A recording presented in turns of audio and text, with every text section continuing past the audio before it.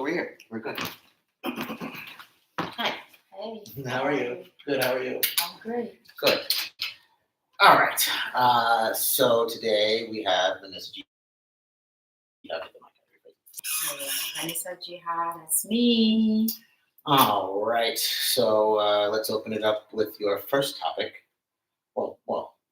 How are you feeling today? It's your check-in. Well, I'm feeling great. The drive down here wasn't so bad. Okay. Like 20-minute drive. Not bad. Not bad for LA. No. Yeah. Everything being 20 minutes away from itself. Yes. It's pretty nice. How you doing? How you feeling? Let's see. That's a mixed bag answer, always. I am constantly struggling with the responsibility of taking care of myself, but not wanting to. Like I can. Do you have a kid? No. Okay, good. Yeah, God no. I just don't care anymore. I'm just in this really interesting thing of like apathy, where I got a haircut today. That's good. Which is nice. That's a step in the right direction. Did not bathe, but got a haircut. Okay. So should I move? After 2 days. Damn. No, okay. Just, so you're still fine. Yeah, just today. Okay, I don't care. Cool. So the point of this podcast is just kind of like an exploration of things that you want to bring to the table. Okay. And it's like one-on-one crowd work for both of us. All right. You know what I mean? I see that. Mm-hmm. Okay. So your first topic you wanted to talk about was Kokoro. Kokoro, the African clown. What is that? Well, Kokoro, the African clown, is the idea that, well, I gotta come with the history first of why the character. So technically, the character, for those who don't know, I paint my whole body with clay. I know it takes. You can just imagine like painting my body with clay. Yeah. Like sometimes I even do. Like people just pass by and they're like, "What the heck is going on?" It's LA though. So. But it's LA, so they probably just thinking I'm on drugs or Like it's a clown thing. It's not your identity anymore. It's something new.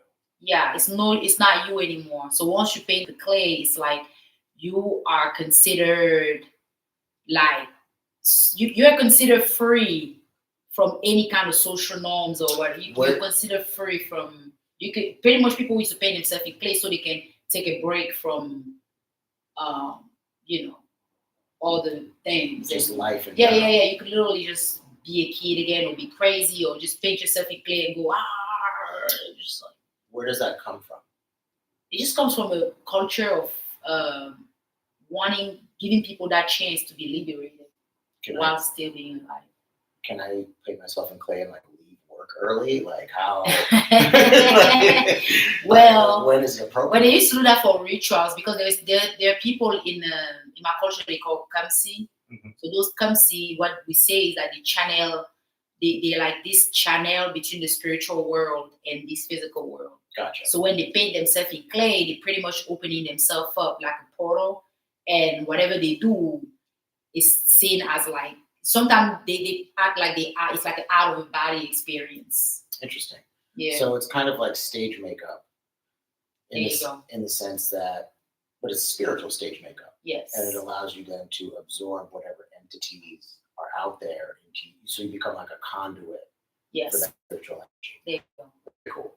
Just for the viewers, what is your culture, or ethnicity, or country, or like do the right thing. Well, I'm from Africa. I'm from Cameroon, Central Africa. And my tribe name is Bamileke tribe, but that's not the only tribe that practices that. Gotcha, of course.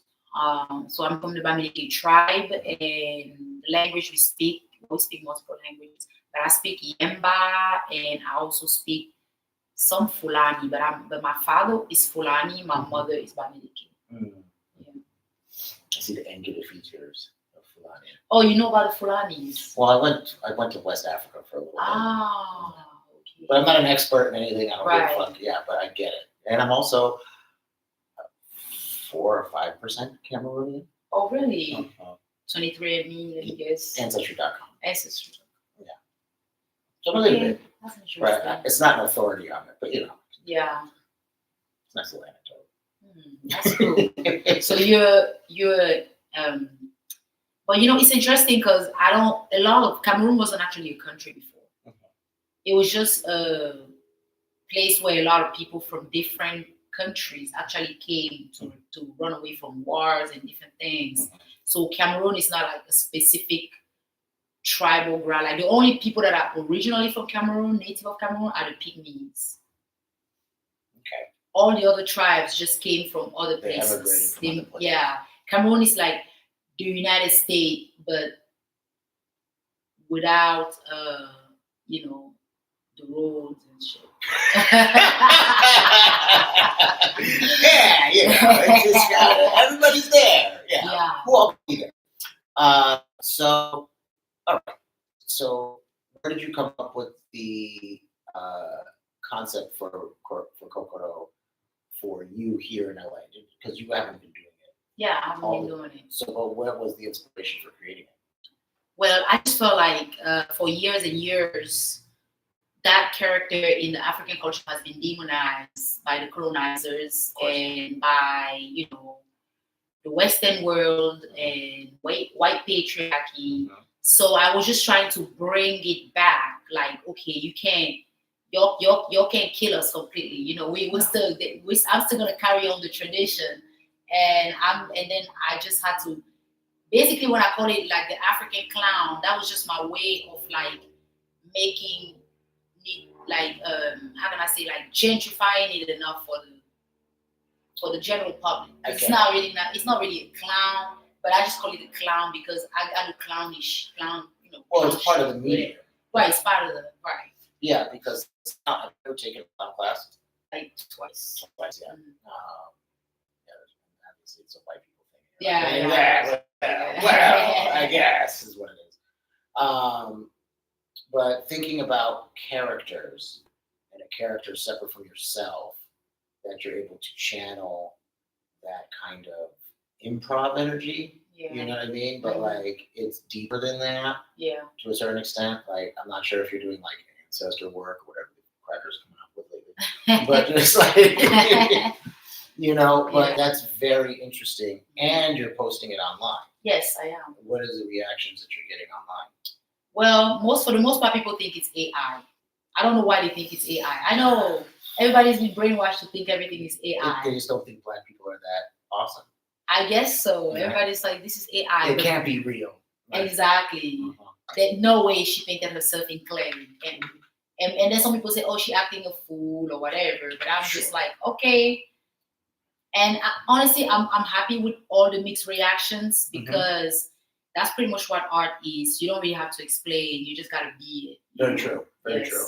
That's awesome that you're sticking that point too. That you don't have to edit the character. You're just going to keep doing free form. Exactly. Well, okay. So this is something that I've been seeing online a lot, especially with Black creators. Sometimes there's satirical, where you're doing outlandish behavior in public and kind of like prank videos, reaction videos. And then in the comments, it seems whether or not the person's on the spectrum or autism related and probably just down out racist, will comment being like, thinking that it's a negative portrayal of Black people. They call me that. Yeah. Even Black people get offended with it. People say you're chimping out. Yeah. Yeah. And it's just, it's not fair to then assume that your culture or a cultural reference is negative, especially if that person is uneducated. That's not necessarily fair.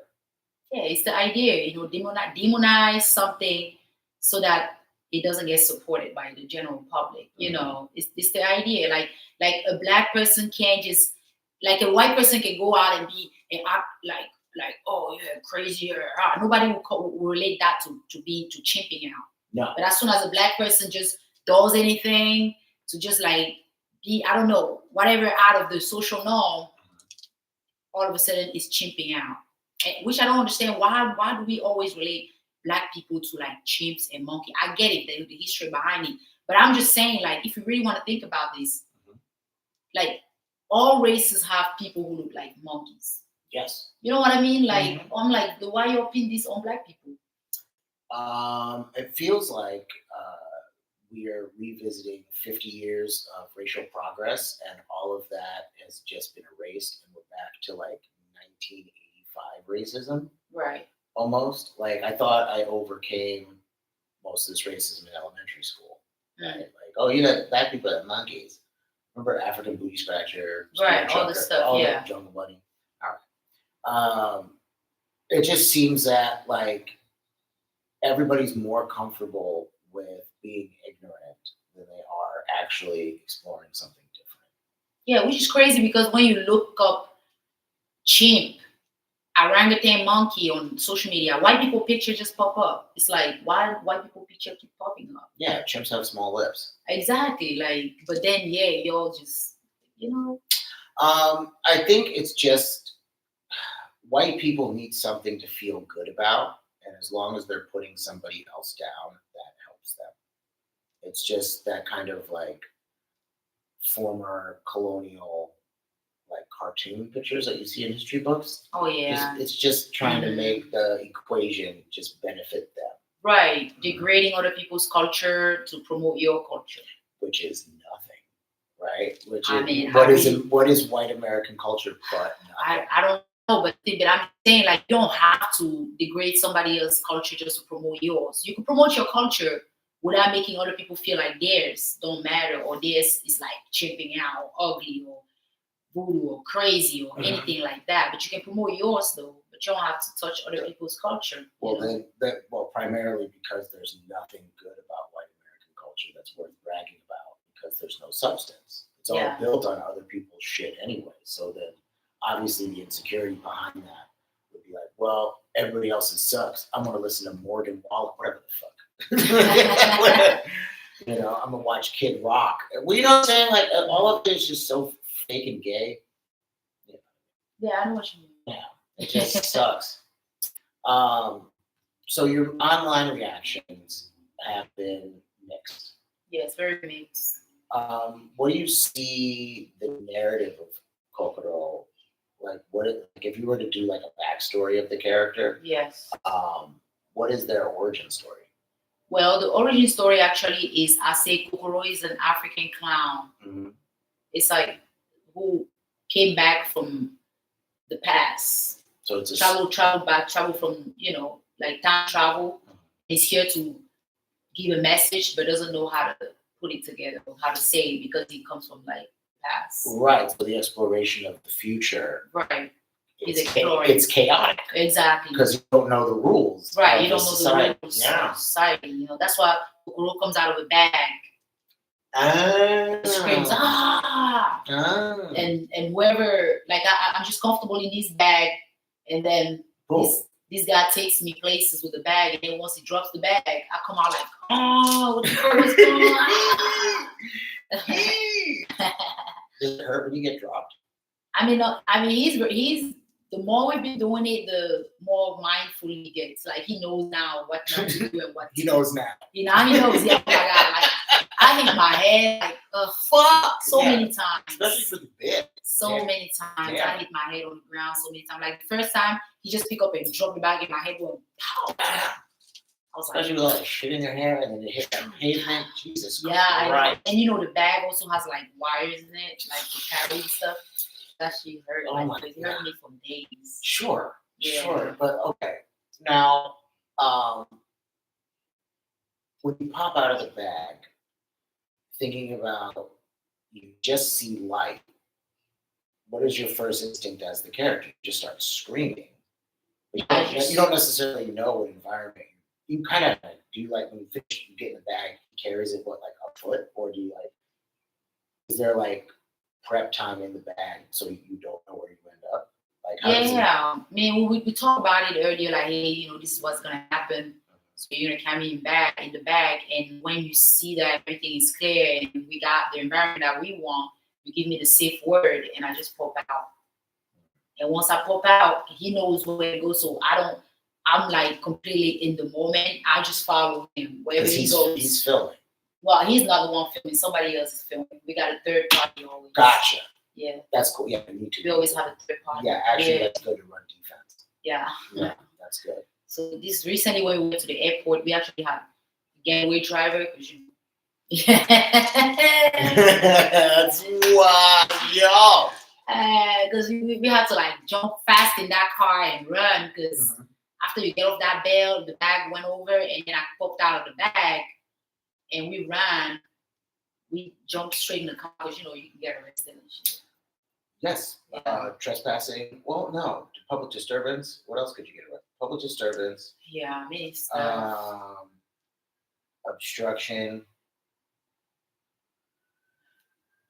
You're looking at a citation. No, you're looking at a citation, if anything. Definitely. And you can get it dismissed. You can get a probation too. Maybe not. Not for the bit. Maybe not. Not for the bit. Well, I mean, I'd rather get a citation than getting something like, oh, you're banned from flying ever. Yeah. That would be crazy. Right. And again, you posted the video, so it is evidence. But how can you prove that's me? Because I mean, that's not me. Kokoro. It was Kokoro. It wasn't me. Worst they can do is like, hey, we got to evaluate her. We got to get her a doctor. And I'll tell the doctor, I have multiple personality disorder. And that's like, I'm like not involved in that character. That's not me. I don't have no idea what that person is. Pleading insanity too, because that's fun. Yeah. Okay. I guess maybe I can't do that if I say I'll get a kid. Yeah. Are you trying?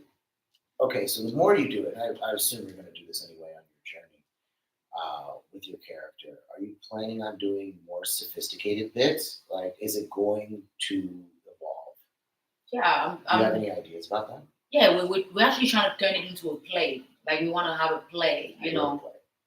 You will? I wrote a play. Like a role play? Well, not necessarily, but like a play like on stage. No, that's what I did. Oh, you role play? No, I wrote a play.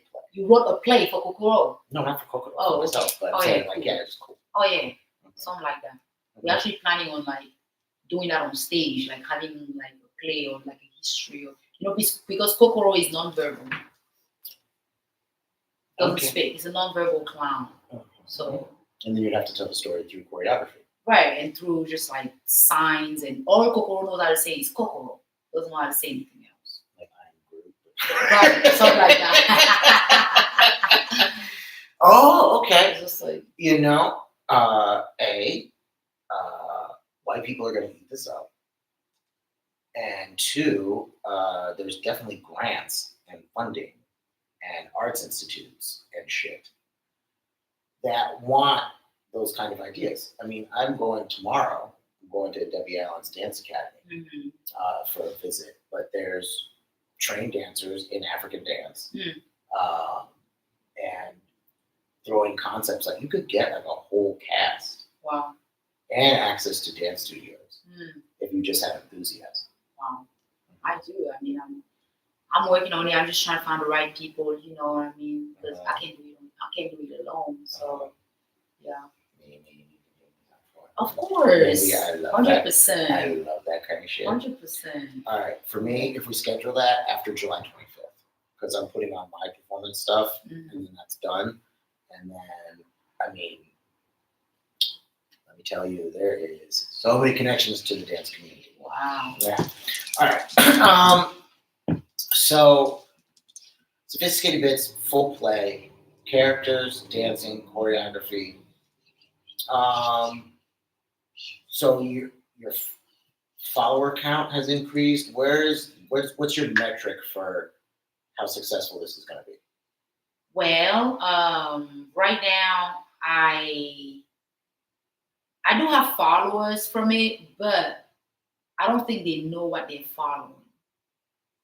Okay. Because a lot of people that are following, they actually think this is not a play and these are just crazy homeless people, are actually real homeless people that I film and I posted, they think I'm the one behind the camera.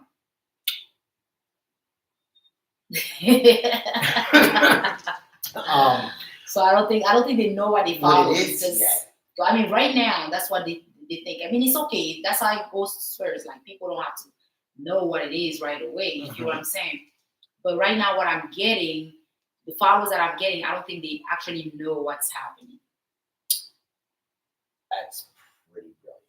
Yeah. Thinking about viral marketing from that standpoint. Yeah. Because there's a couple dudes and a couple girls too that do these. They're pretty out of pocket. Yeah. Kind of skits, Mm-hmm. and I see them getting reposted by like conservative stuff. Right. And Exactly. And you're like, wait a minute, is that a real bit? And turns out it's fake. Yeah, it's fake.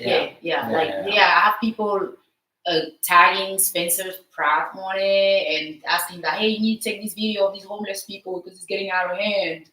And they think it's like, and then I have people commenting like, wow, the way you're just following them with the camera and running after them, that's so funny. The way why are you running after them? Like they're asking me why I'm running after them. And I'm like, it kind of just then, I think it's our time. We're in a time now of incredible visual illiteracy. Yeah. People don't know if it's real or fake anymore. Exactly, yes. And aren't literate enough or astute enough to differentiate what's actually going on. Which, going crazy, I thought, I feel like because I read, right? I just read stuff, you know? And it's like, why isn't everybody else just reading? Why doesn't everybody else know? We're a retarded country. Like it's generation. It's bigger than a country. Actually. It's the retarded generation of people currently alive today. We are way more ignorant than we were 40, 50 years ago. Yes. Even though we have all of the information. Yeah. It's so nuts. Yes. Okay. Everything is getting mixed up now. Nobody knows what's real. Especially the one at the airport. Mm-hmm. People are like, no way, that's real. That's definitely AI. Definitely AI. And other people are on the, no, that's not AI. See, I've seen another video of them running out, getting out of the bag. And they're like, no, this is 100% AI. Like, it's like. Well, that's another layer too of adding what our reality is and how that is also being influenced by the artificial. That's true. You shoot yours in what, 60K HD? Yeah. Or whatever the fuck. 4K. 4K. Yeah. That's why too, high quality videos, depending on how you're framed, if the movement is too smooth, like in 4K, it's assumed that it must be AI because the smoothness is separate than how you would post in like 30 HD, you know, with the graininess of regular street video. Okay, so it's not AI. It's her dressed up in clay and screaming at homeless people. Fake homeless guys. Fake homeless people. Let's switch gears into your comedy. And you wanted to talk about your journey into comedy and how it taught you English. Well, how I discovered, can I say discovered myself? Of course. Yes. Right. But, I mean, you know, right. Like learning English, getting accustomed to the American culture and the way Americans see me and what I represent in America, stuff like that. Okay. Now, so it's interesting about perception because we cannot necessarily, we as comedians actually have the ability to control that. Yes. As opposed to just being presented in the world and the interactions that you have during the day. We have a chance to speak for ourselves on stage, right? And then that's when you start controlling your own narrative of how you present yourself to the world. You're not met really with any pushback. Did you have stories of pushback? Of course. Well, first of all, when I started comedy, I didn't even know what comedy was in Cameroon. Stand-up comedy. Because in Cameroon we don't have stand-up comedy. We have more like plays. I mean, now we do, but back then we didn't. Stand-up comedy is a pretty new art form compared to other art forms. And growing up in Cameroon, I wasn't really exposed to stand-up comedy. So when I came to America, I got exposed to stand-up comedy, and I had to research what it was. Because a friend of mine told me that, I think you should try stand-up comedy. What is that? Yeah. Right, and I had to research it, like stand-up comedy, how do people practice it, how do people perform it.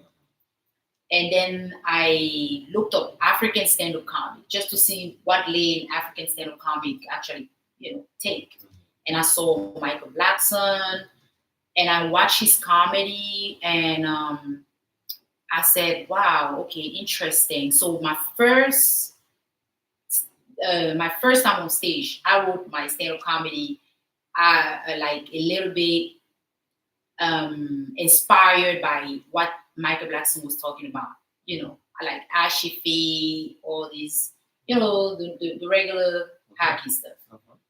Michael Blackson is no hacky. He's like hilarious and very funny. But I'm just saying, like, that's what I picked up. Well-trodden territory. Exactly, but it's understandable. Like, he came to America, and a lot of Americans weren't that exposed to African culture, so he kind of had to, like, do what they knew about Africa.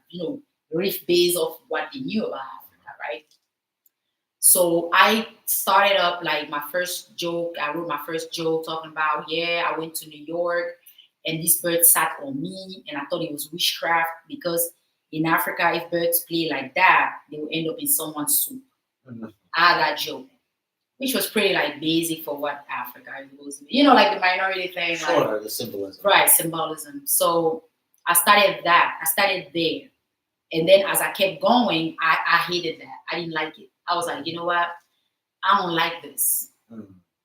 I don't like the fact that I'm performing as an African, and the next African is coming and talking about the same thing. I didn't like that. I was like, I'm not original enough. I'm not digging deeper in my heart. I'm not digging up into who I am. So I started like observing, like, when I first came to America, what intrigued me a lot, what personally, you know what I mean? How do I feel like Americans saw me? What process it took me to learn English, learning a new language, what was funny about it. Because I remember this one time when I was still learning English, I went to the grocery store, and I used to use Google Translate at the time for everything. So I was looking for pineapple, but at the time I didn't know how to say pineapple, because I spoke French as a first language. I said pineapple, but I was like, you know what? I didn't trust that that's how you said it. I really did. Something just told me that I don't think that's probably not how to say it. So I looked it up on Google. You know how you can type on Google a word and Google Translate will say it to you, how the proper way of saying it. So I typed it, and then Google was like, pineapple. So I went to the lady, and I was like, I had to say it exactly how Google Translate said it. So instead of saying, I'm looking for, where do you keep the pineapple? No, I was like, where do you keep the pineapple? I was just really trying to be like, right, like, say the right stuff. Where do you keep the pineapple? And Americans, they don't think you're retarded. Yes, they don't want to think, maybe she's speaking a different language, or maybe. And especially in Baltimore, in the hood. Oh, so you were in Baltimore? Yes. You don't want to sound like that in the hood. No. And so I used to have people at the store be like, hold on, what did you say? Hey, call their coworker, hey, come over here, what she said. You'll be like, hey, can you say that thing again? I'll be like, pineapple. And they'll be laughing. What the fuck is it?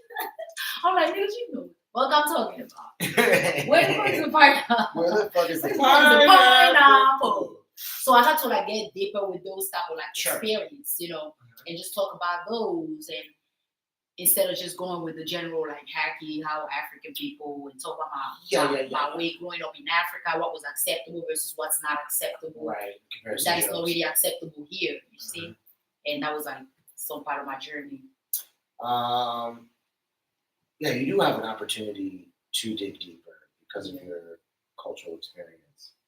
And even offhandedly, you can make jokes that probably will like elevate you beyond other people because you have that unique experience. Yes.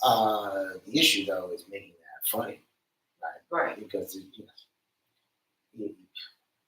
there's your story probably has so much hilarity in it, just getting from Africa to here, Extraordinary. and then starting in Baltimore, and then eventually ending up here in LA, where you cover yourself in clay and go chase fake homeless people. Like all of that is insane. What are you? So what are you looking out of stand up? You said you discovered yourself in stand up. Now what? Well, initially I was doing stand up because I just wanted to learn how to express myself and just speak out of my stomach instead of out of my throat. Like, of course, you can do both, but you know what I'm saying. Yes, Be more confident. Yeah. For right now, what I'm trying to do is I'm hoping for record a special. Okay.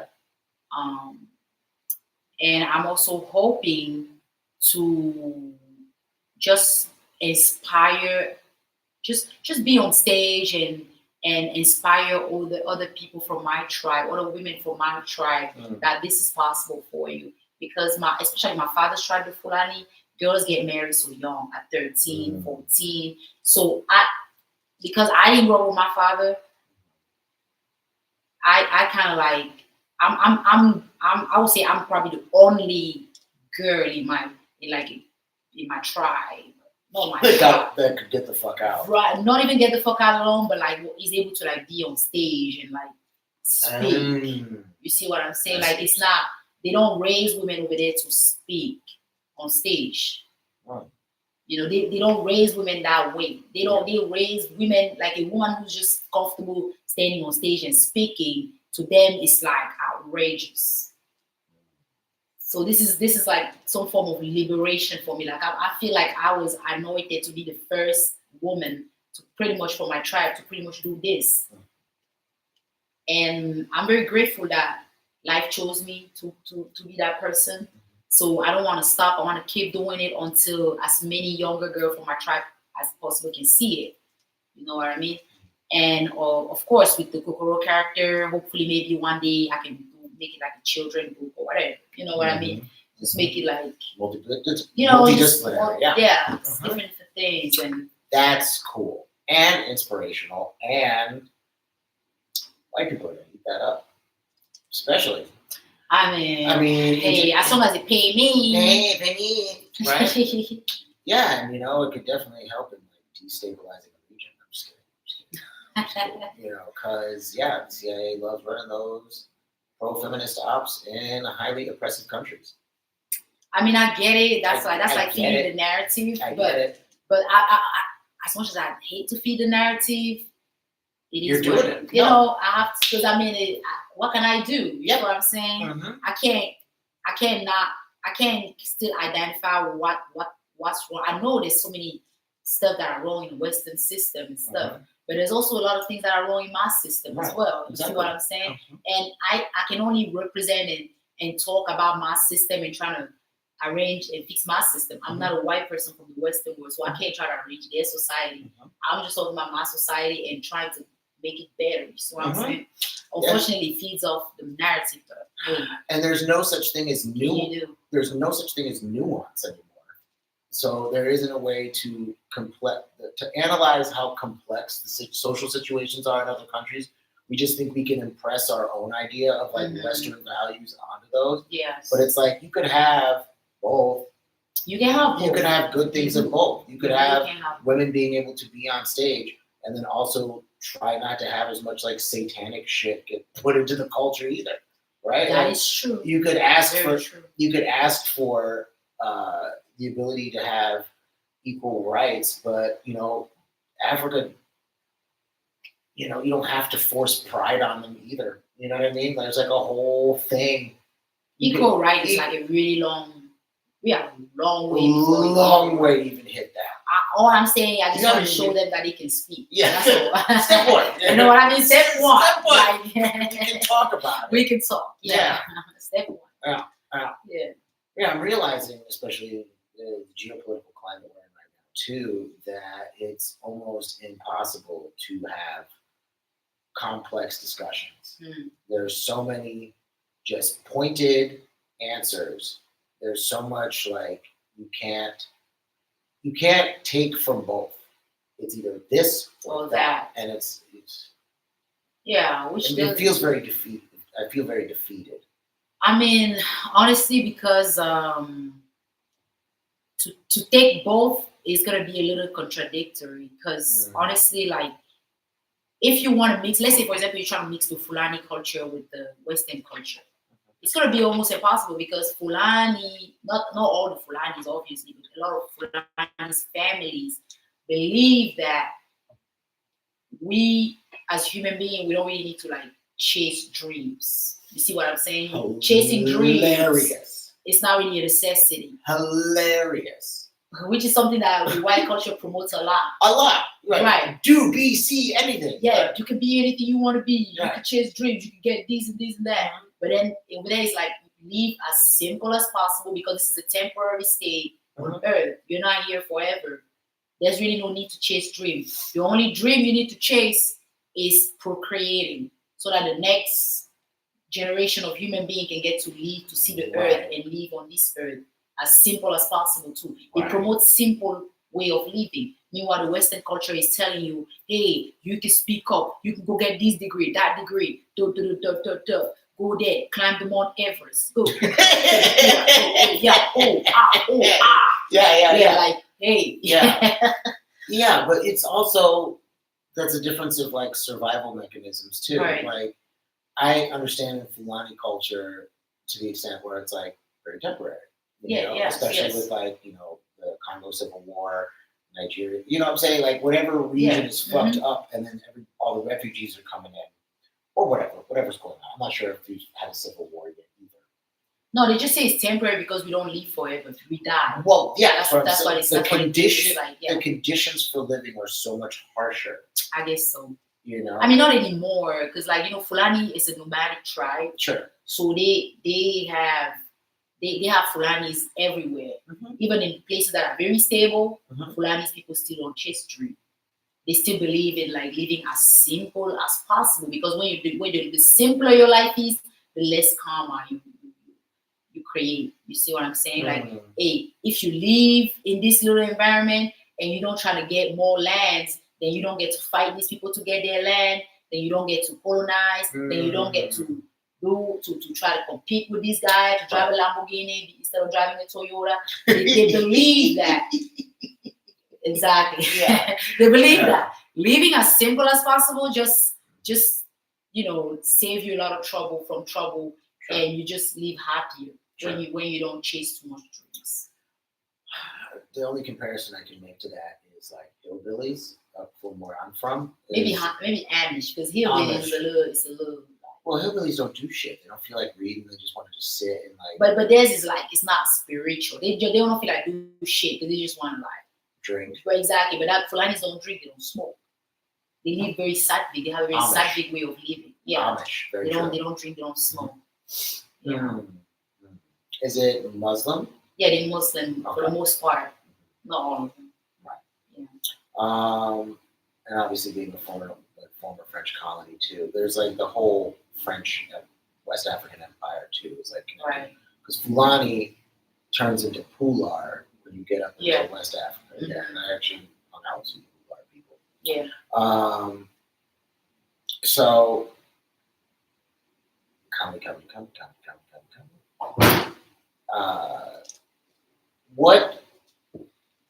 Wow, because you hit all the bullet points. Separation, nuance. Oh, you want to record a special? How many minutes do you think you got solid? I believe I have a solid 30 minutes. Cool. Yes. Cool. Yes. How are you gonna make that happen? Tell me your vision.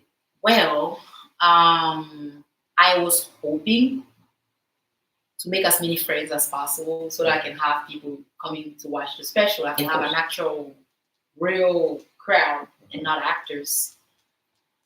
And hopefully, film it in a very professional manner, and then pitch it to different studios and Are you networks. Are you friends with venues? Venues? Yeah, are you friends with places you could film at? Right, exactly. I'm trying to make friends, so hook me up. Easier said than done. But we're one of the greatest cities in order to find those kind of spaces. Black box theaters, small stages, workrooms. I mean, I've filmed 3. 3 specials. Yeah, Wow, by nice. myself. Mm. And one was done through the Comedy Cube people in 2020. And that was okay. But I filmed 2 others by myself, and I put out a mixtape. Oh, nice. Wow, that's cool. Yeah, and I do the live stage shows. So what you have to do, I've been telling, okay, so I had a guy in 2017 who used to run this open mic downtown, and he said the greatest asset you can have in comedy is you have something. Yes. You have to have something to trade, right? Whether that's your own show, whether that's a mic, you can put people up easy, right? You can bump people up, if anything. You have to have something to grease the palm for somebody else to do something for you. And leverage. Yeah, ever since then, it's just when you walk into a room or you walk into a space, people need something from you. Right, they need something from you. What can you give me? Right, and so then that's when people will offer you spots.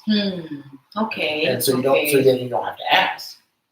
Right? Because I'll get offered shit on the condition that I will give something back. And then that will just have to happen naturally. So I've done shit where it's like somebody will offer me a spot and then I'll work with them on another project or co-produce something with them or just offer my help them move chairs, whatever. I will offer my services to like helping that person if they give me an opportunity. Right? I like to volunteer. So it's like, got to get a show. You got to put your own show on. And then people will start to help you. Oh, nice.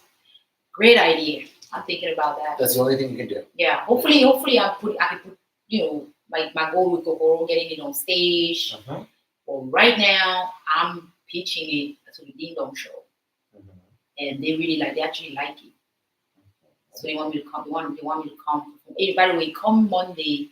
If you want to watch Kokoro, Monday at the Comedy Store. Ding Dong show. Ding Dong show. Yay. So that's June 8th? That's June 8th. Wonderful. Yes. Yeah, there's nothing more you can do. If you just keep miking and keep begging in DMs, nothing ever happens. That's true. It doesn't happen. But having a vision, having something like that's tangible, that could be put on and you can have other people be put onto it, best asset you got. Right. Hands down. I'm excited to see Kokoro, the musical, whatever the fuck you're gonna do with it. Yes, it's gonna be like a musical slash, yes, we're working on it. Tino and I are working on it, but I mean the most part is gonna be just me for now because I'm trying to find a way how everybody can come and join, but we gotta practice for that. I see it. Now just hear me out. Yes. Take this with a bit. So I see it as a Disney short animated. And if you play that up, that's right. In terms of in terms of your behaviorisms, if you make it very Disney, who knows? Who knows? That's true. Great, we brought that idea because I thought about somebody collaborating with a cartoonist or one of those people who make like those to kind of like make something for me with that, so I can like actually pitch it. I'd ask someone to do that for me. So we're working on it though. Because then if you incorporate your own stage movements. Right, and your own kind of choreography of however you want to flavor the character. Yeah. If you have an animated drawing side by side, that already puts the idea in people's heads. So for sure. So I'm gonna record it. Hopefully they give me enough time to practice to perform at the Comedy Store. Yep. And I can just have the resume under your belt. Exactly. Because Paramount won't take it, of course. No. We already saw what happened there. So, and there's people all over the place, and you never know who's watching. You never know. And I have a friend who just got picked up last week for an agency. Great! Wow, good for them. And you're probably. Hey, you know, everybody got their own destiny. Yeah, you know what I'm saying? but people, it happens.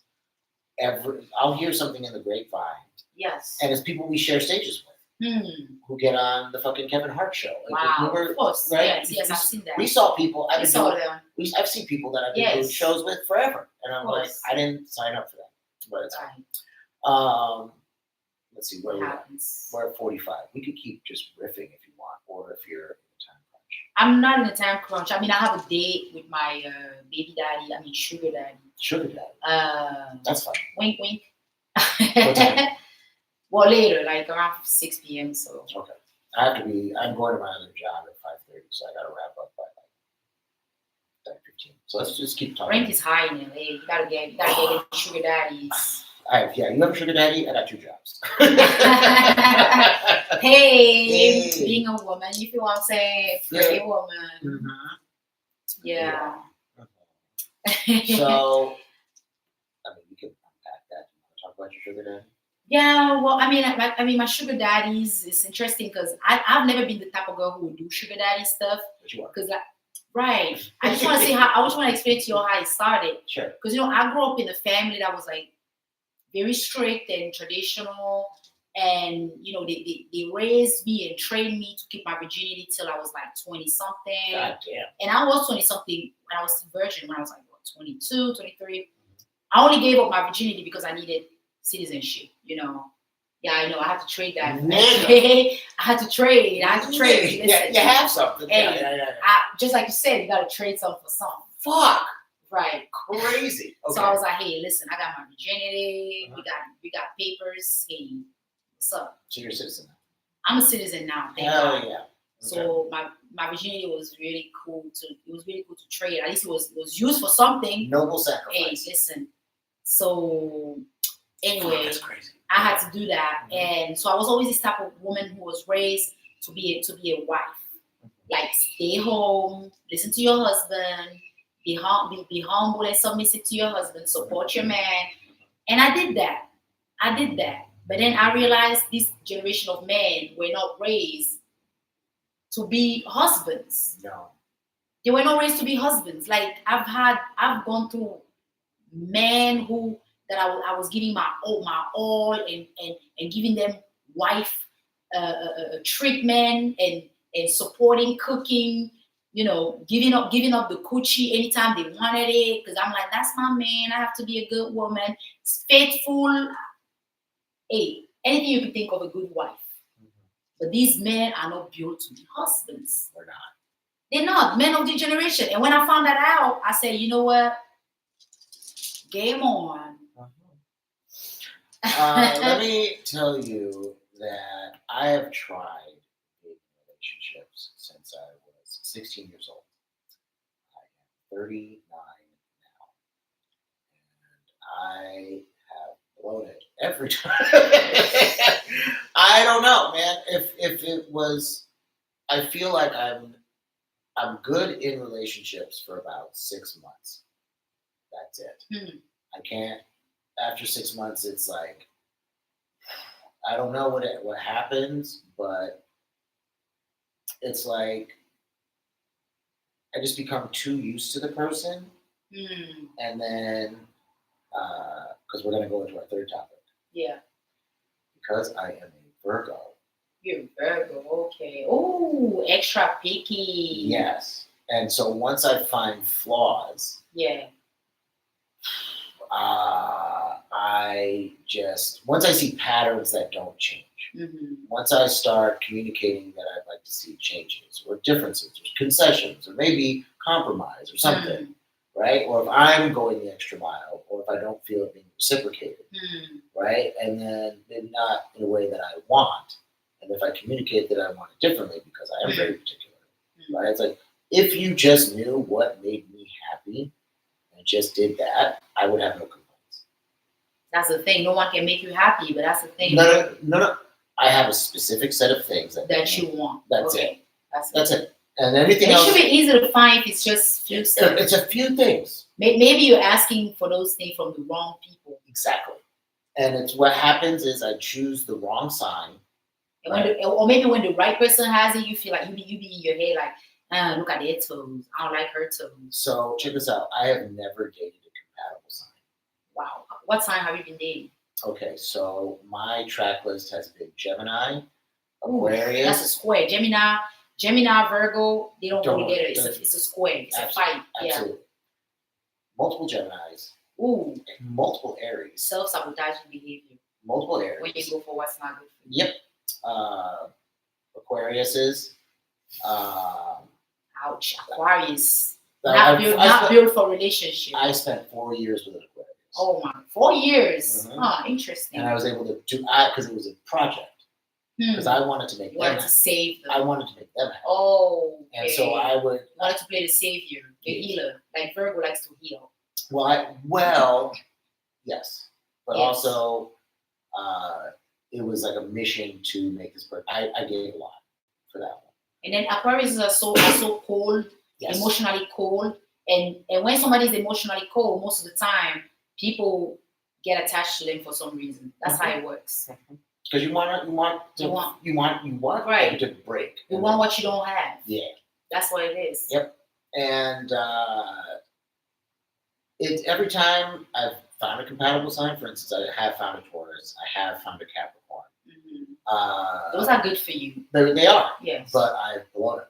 And the time that I blew it, I blew off a Taurus for a Gemini. Ooh. And the Taurus ended up becoming famous. And getting on Netflix in a fucking miniseries. You lost your. That's literally God blessing. I know. And then I spent some time with the Gemini, and it ended up falling apart after 2 years. And it was just like they could have been a house husband. I could have been a Netflix husband. God damn it! And I just went with the Gemini because they were more available. Oh no! I know. Tauruses and Capricorn are two earth signs. Earth and earth go well together.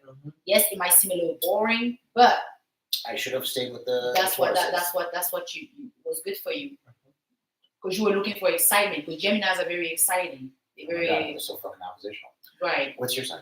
I'm a Capricorn. Okay. Yes, okay. I'm a Capricorn. And the thing with us earth sign is like, especially Capricorns, we tend to work so hard for relationships and get done. You want to? I'm a beautiful woman. Yes. But I get dumped so many times. Why? Because I'm a fucking Capricorn. Because Capricorn, we imagine, just like you said, you want what is. Human beings are built like that.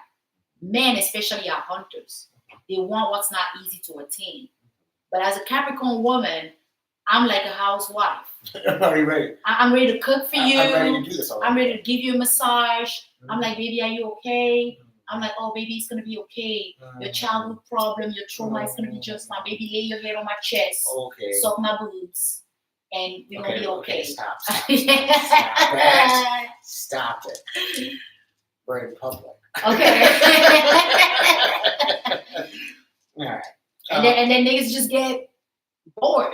Like, hey, man, it's so boring. And they just be looking at that Gemini girl and like, damn, that girl, she seems like she's not even available and she don't give a shit. I like her, baby. Oh my God. Somebody who doesn't care about me gets me so hot. Exactly. It's like, why do I do this? That's the thing. Why do I do this? Right. That's just men are hunters. Men like to hunt. And you know what? Capricorn women are perfect sugar babies. Perfect sugar babies. That's what I just found out. I was like, oh my gosh. Like these sugar daddies, they love me so much. They're like, oh my God, you're so cool.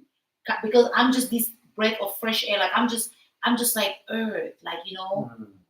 And he can just come to me. Exactly. Right. You ain't tripping on shit. Right, I ain't tripping on shit. Yeah. But that would be boring if you stay with that for too long. You see what I'm saying? So I'm good. I'm good for a short time. You come, you do Of course, I'm getting reward from it, you know.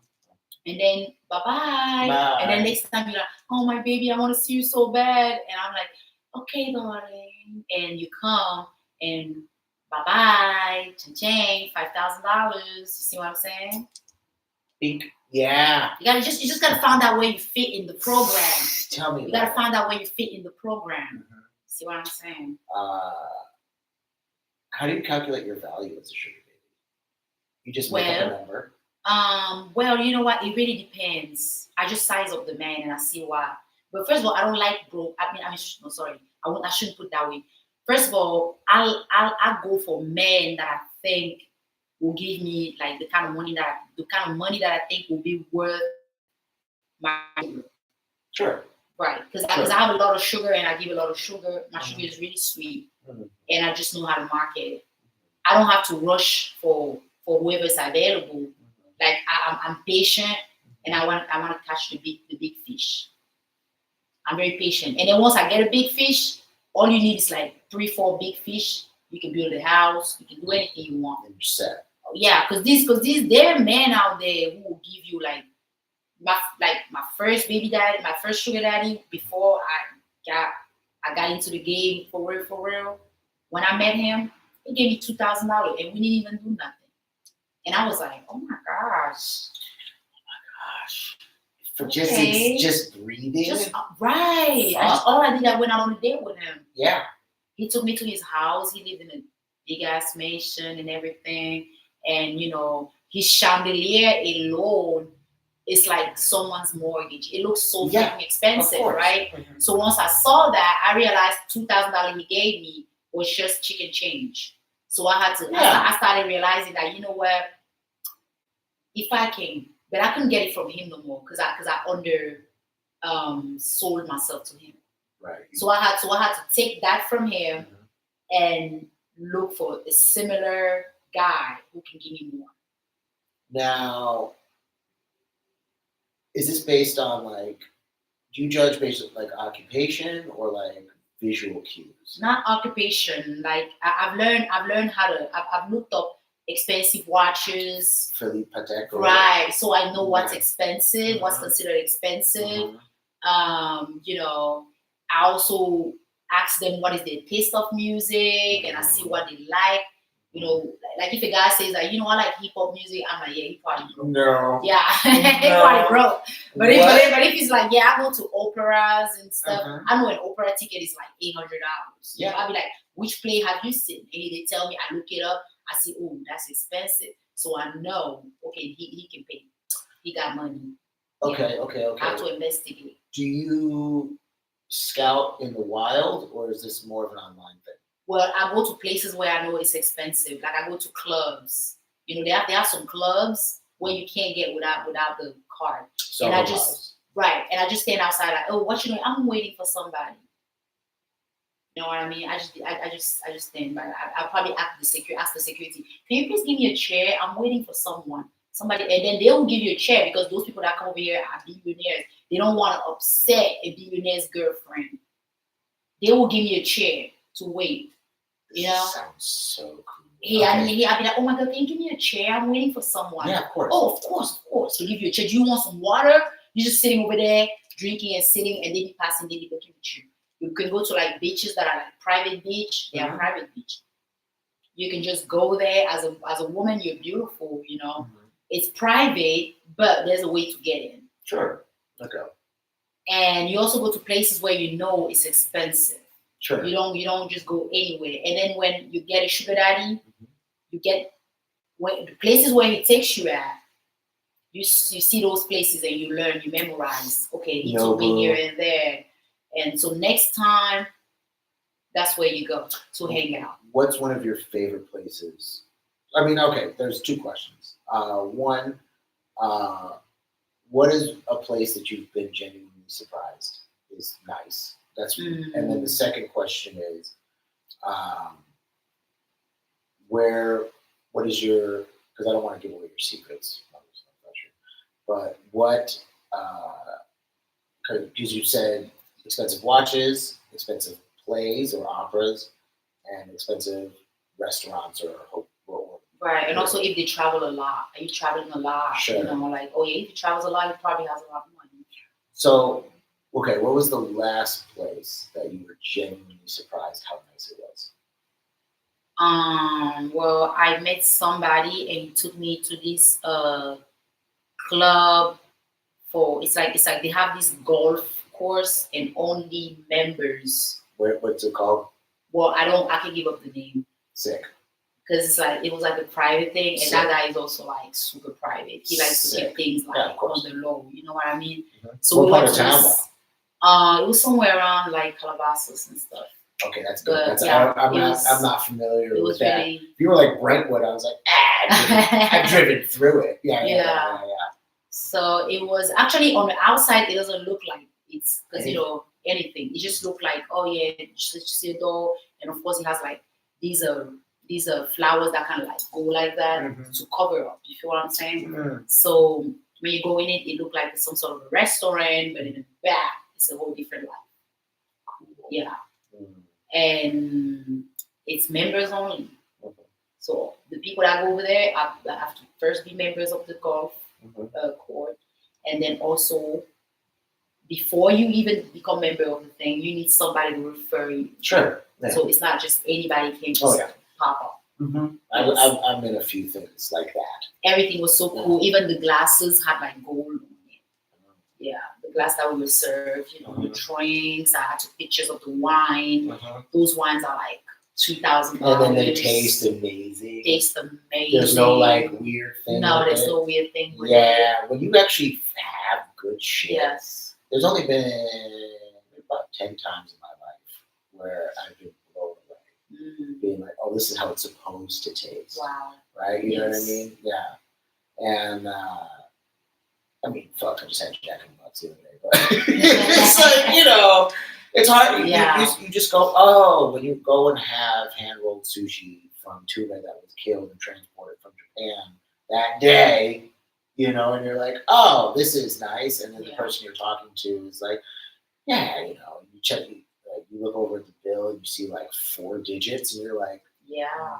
What? We had 13 pieces. I know. That's fucking nuts. I have a couple lawyer buddies who just, they're actually my lawyers, which are cool, but they're also comedians. Why you need so many lawyers? What you into? Oh, I have so many friends. Oh my God. No, good things. Oh, okay. You're not breaking the law. No. Oh, you got lawyers for people. No. Class action. Oh, okay. Oh, yeah. Oh, man. Ooh, I love that. Getting paid. I be getting into those things too. Paid, but I'm getting paid big. Oh, man, that's good. And that's awesome. I have had 2 things open right now, but it's taken 5 years. Wow. Take your time. It always pays off. I'm looking at high 5 figures for one of them. And for second one is definitely 6, but I have to wait for another 5 years. That's awesome. Yeah, but they're also, I did mics with this one guy from like 2015, and he's like, hey, you just want to do this? And I was like, yeah. Wow. And just put me as the face of whatever this case is. Wow. And I'm getting. Hey, don't leave out the secret now. I've been praying for. That's amazing. Right? That's amazing. You have to figure out. You have to figure out. Because there ain't no way from 2 jobs I'm going to be able to get out of whatever this is. No, it's almost impossible because the way this system is built, I'm telling you, there's so many places where you can't get in.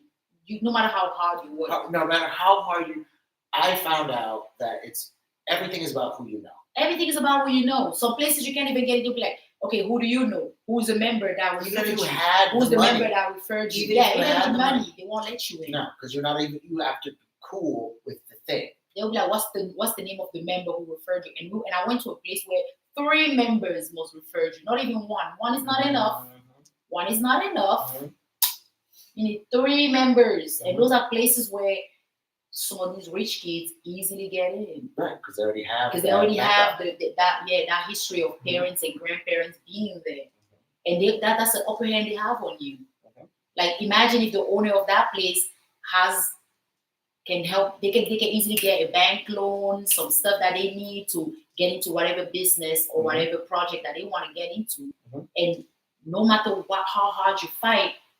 Especially for me as an African woman who come from Africa with no wealthy background, I can't get those things. No. I can't get those things, but with my sugar daddies though, I got change. Right there. Yeah. I technically should have went to New York. Yeah. Because I decided to come out to LA to make my own way. Yeah. But I would have had a much better support system with those ins if I was in New York. So I decided to scratch all that and form up over here. But it was because based on who I knew from New York is how I got here. Wow. You see? So it's like, in order, you just have to have those landings. Yeah, it's all about who you know. Yeah. So we made it to an hour. Oh, made it to an hour. Okay. And it's been lovely to have. Nice. Thank you. I've been telling all my guests my birthday, which is in September. September what? 20th. Okay. Nice. So sometime during that week, I'm going to have a really fancy garden party. Right. So I'm going to invite all of my guests who've been on the podcast. Nice. And then we'll do like a show or something. That sounds great. Like we'll just dress up and do comedy. So for your birthday, can I put a card for you, a tarot card for you? Yes, for your birthday. Okay.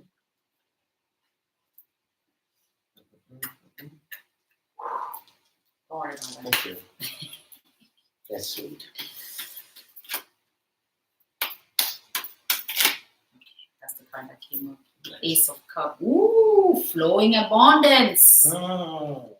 Flowing abundance. Yeah. Oh my God. And it's coming from a bird with white wings, like a white bird. And it has a cross. So there's definitely, you're going to be flowing with abundance.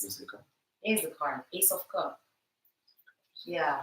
It's going to be emotionally fulfilling because the cups is emotions. And it's a really good card. And you see gold is flowing out of it. That's gold. That's liquid gold. See? Oh, thank God. And the liquid gold is flowing, and then see how fertile the ground is because they have the white flowers blowing, you know. Okay. There's this you're good. You're good. I'm on the home stretch of one case, and it's going to be wrapping up in August. So You're good. kind of, oh my God! Yeah, you're good. Yeah. You're good. Thank you so much. This is Vanessa Jeha. I'm Brennan Weeks. Have a great one. Thank you. 60. Oh.